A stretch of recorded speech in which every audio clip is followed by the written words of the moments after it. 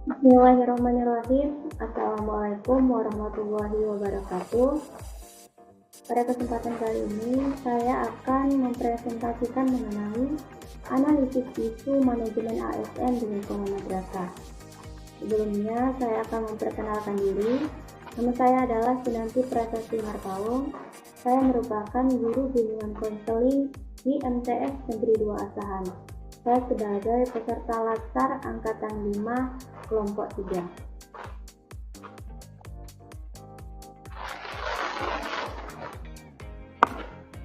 Layanan BK memiliki peran penting dalam mendampingi siswa menghadapi berbagai tantangan, baik secara akademik, sosial, dan emosional. Di tengah dinamika madrasah yang makin kompleks, layanan ini perlu dikelola secara lebih struktural dan adaptif. Penguatan perencanaan dan pemanfaatan media digital menjadi langkah yang strategis agar BK menjadi lebih dekat, relevan, dan berdampak nyata bagi siswa. Nah, tujuan dari presentasi ini adalah untuk menganalisis isu-isu manajemen ASN terkait layanan bimbingan konseling di Madrasah Tsanawiyah Negeri 2 Asahan dan merumuskan gagasan kreatifnya. Kemudian fokus analisisnya itu identifikasi masalah, kemudian dampaknya, keterkaitan isu dengan substansi manajemen ASN, kemudian analisis isu masalah dan gagasan-gagasan kreatif untuk penyelesaian isu tersebut. Baik, isu yang akan saya analisis yaitu terdapat 5 isu. Yang pertama yaitu mengenai kebutuhan penguatan perencanaan layanan BK yang terstruktur dan responsif melalui pengembangan feature planner yang inovatif. Nah, isu ini saya angkat karena sebagian besar layanan BK di madrasah telah berjalan secara rutin, namun masih membutuhkan penguatan dalam hal dokumentasi, perencanaan jangka pendek dan jangka menengah, serta integrasi layanan harian, mingguan, dan bulanan. Isu yang kedua yaitu meningkatkan kesadaran dan keterbukaan siswa terhadap layanan BK. Isu ini saya angkat dikarenakan masih banyak siswa yang belum memahami secara menyeluruh fungsi dan manfaat layanan BK. Layanan BK seringkali dipersepsikan sebagai ruang pemanggilan bagi siswa-siswa yang bermasalah saja. Kemudian, isu yang ketiga yaitu menguatkan kesadaran siswa akan pentingnya kesehatan mental dan emosional. Isu ini saya angkat karena siswa di madrasah menghadapi berbagai tekanan. Namun, belum semua siswa memiliki pengetahuan dan keterampilan untuk mengenali dan mengelola perasaannya. Selanjutnya, isu yang keempat yaitu mengapresiasi siswa yang menunjukkan karakter dan perilaku positif. Isu ini saya angkat karena isu ini sejalan dengan visi dan misi yang dicanangkan oleh madrasah di MTS Negeri Asahan. Siswa tidak hanya perlu dihargai karena prestasi akademik saja, tapi juga karena sikap dan perilaku baik seperti kepedulian, empati, kerjasama, dan tanggung jawab. Kemudian yang terakhir yaitu menumbuhkan budaya anti perundungan dengan melibatkan siswa sebagai agen perdamaian. Isu ini saya angkat dikarenakan masih terdapat praktik perundungan di wilayah madrasah baik dalam bentuk verbal, sosial, bahkan digital. Memang perundungan ini tidak muncul secara eksplisit, namun bisa berdampak bagi kesehatan mental dan bagaimana sikap sosial siswa. Selanjutnya yaitu dampak isu terhadap berbagai pihak. Ada 5 pihak yang terdampak dari isu-isu yang telah saya sebutkan pada slide sebelumnya. Yang pertama yaitu bagi siswa.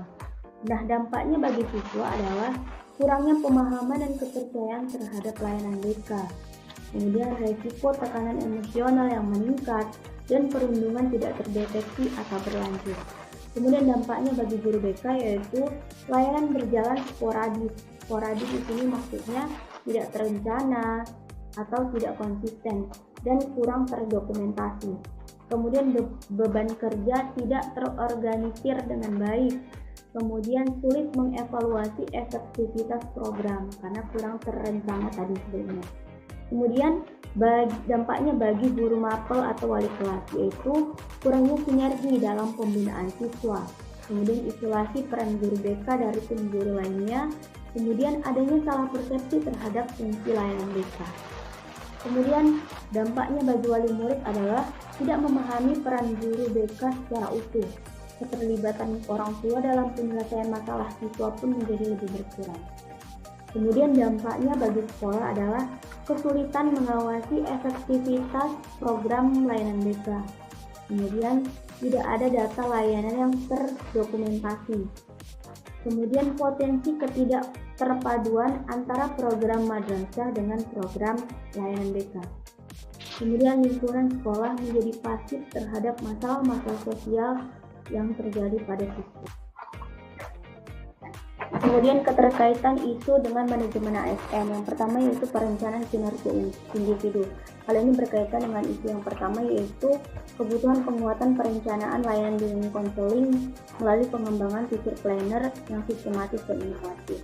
Nah, penggunaan teacher planner ini berkaitan dengan manajemen ASN, yaitu merencanakan kinerja guru BK secara lebih terstruktur dan dokumentatif. Kemudian selanjutnya yaitu kemampuan melayani masyarakat dengan pendekatan yang inklusif, empatik, dan responsif. Hal ini sejalan dengan isu meningkatkan kesadaran dan keterbukaan siswa terhadap layanan BK. Kemudian pengembangan kompetensi dan penerapan nilai-nilai berakhlak dalam budaya kerja ASN. Kemudian yang terakhir berinovasi dan berkolaborasi. Hal ini berkaitan dengan isu pencegahan perundungan dan dengan melibatkan siswa sebagai agen perdamaian. Hal ini sejalan dengan manajemen ASN dikarenakan guru BK berusaha untuk berkolaborasi dengan siswa untuk menciptakan lingkungan sekolah yang aman dan damai. Selanjutnya itu menganalisis isu menggunakan teknik analisis USP, yaitu urgency, seriousness, dan growth. Nah, dari 5 isu yang saya temukan, dilakukannya topik isu. Nah, setelah melakukan topik isu, ditemukanlah bahwa isu yang menjadi pokok utama berdasarkan poin-poin skor dari teknik analisis USP ini, yaitu isu kebutuhan penguatan perencanaan layanan BK melalui teacher planner.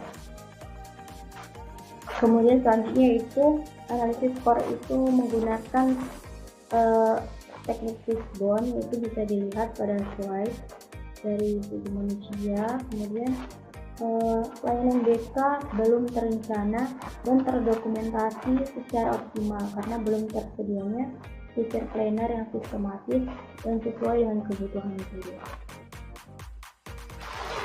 Selanjutnya yaitu gagasan-gagasan kreatif yang saya kembangkan sebagai penyelesaian dari isu-isu yang saya jelaskan sebelumnya.